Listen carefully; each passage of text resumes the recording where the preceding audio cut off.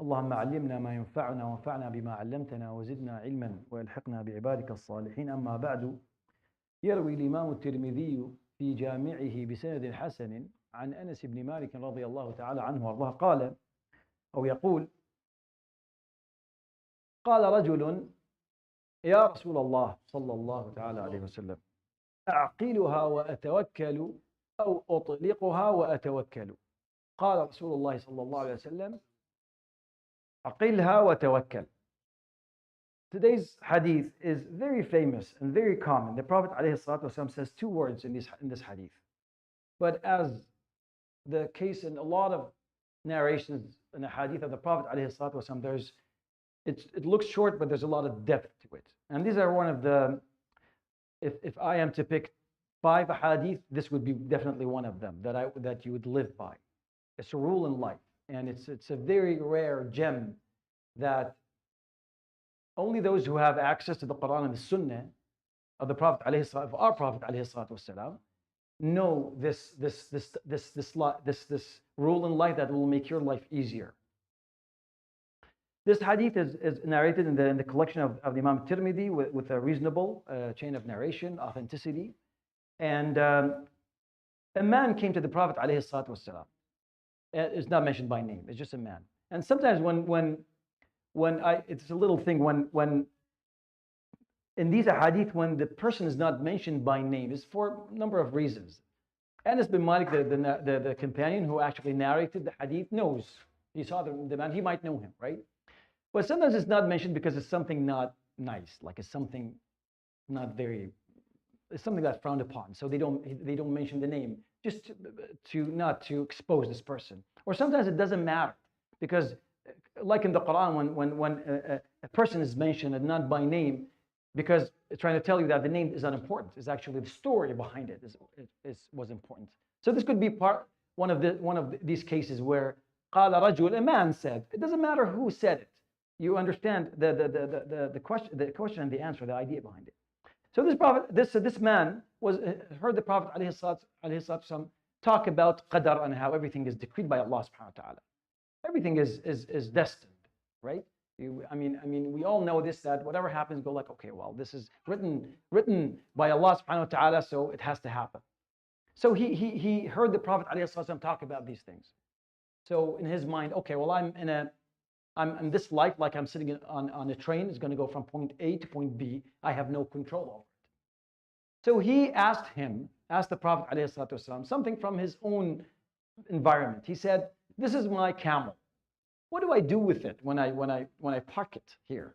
Should I tie it down to a pole and secure it? And I do tawakkul, and then I trust in Allah subhanahu wa ta'ala? Or I just let it go and I trust in Allah subhanahu wa ta'ala? How do I deal with this? Because there's a fine line, there's a fine balance between trust in Allah subhanahu wa ta'ala and acceptance of what happens to you. And we should all have that, of course. And okay, then what kind of influence I have? How can I change things? Why do I have to work if everything is? And this is the question that this man had. The Prophet ﷺ simply said, no, you tie it down and then you do tawakkul. So the word tawakkul here, linguistically, it means to put your trust in Allah subhanahu wa ta'ala. But like a lot of these expressions, this is moved from the linguistic meaning to actually an expression, a term, almost a mindset, lifestyle. I think sometimes it's unfair when you translate the one word, one of those Islamic expressions with one word. It should be a definition. And tawakkul here is to put your trust in Allah subhanahu wa ta'ala, to accept, but also to actually do your due diligence. And that's what the Prophet ﷺ taught this man. He said, no, you don't do tawakkul by actually leaving your car unlocked, because it will be stolen. Because Allah subhanahu wa ta'ala created this life this way. He created cause and effect. Things don't happen like that. Things has to have a cause for it to happen. This life is built this way. Someone said that if you're looking for something to happen instantaneously, this is in general. Where you want apples, you have apples. You want whatever, it happens like that, on the spot. This life is not created this way. Allah subhanahu wa ta'ala did not, in His wisdom, create this life this way. It doesn't happen like this without cause. And this goes to this fine balance between, okay, I understand that my rizq comes from Allah subhanahu wa ta'ala, but I'm ordered also to actually go to work. And this is very important for the younger generation, for my younger brothers. Keep that in mind, that yes, everything is written by Allah subhanahu wa ta'ala, but doesn't mean that this will allow you, or this means that you should just sit and do nothing, because, well, it's going to happen anyways. You cannot sit like that and just and expect to become a doctor or an engineer or become rich, or you have to work for it. Will it happen? We don't know. The end result is actually in the hands of Allah subhanahu wa ta'ala. You do your due diligence. There's a hadith, another hadith, where the Prophet ﷺ tells someone that if you have certain knowledge that Yawm al-Qiyamah is tomorrow, you have certain knowledge. Someone told you that's it, it's tomorrow. And you're planting a tree, go ahead and plant it. Okay, now you might ask, what is the point of this? This will take 50, 20 years for it to give fruit, and who's going to benefit? But that's not up to you. This is not for you to decide. You do what you have to do, your due diligence. This fine line between full acceptance and not doing anything, and almost surrendering to life and not trying to change anything, versus the other extreme of the equation is when you depend on your means. Okay, why are you rich? Well, because I worked hard in my life. Yeah, that's true. But do you think that your work actually made it, or that's just the means?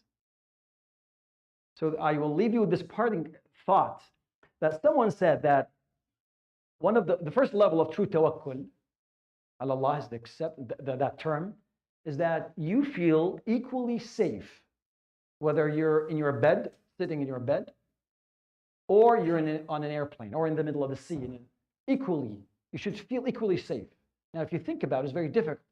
Every time you travel, you go like, wow, this is definitely more dangerous than me sitting in, statistically speaking, there's more, whatever. Now you start giving numbers. It doesn't matter. Yeah, numbers wise, yeah, sure, I respect that, and I accept it.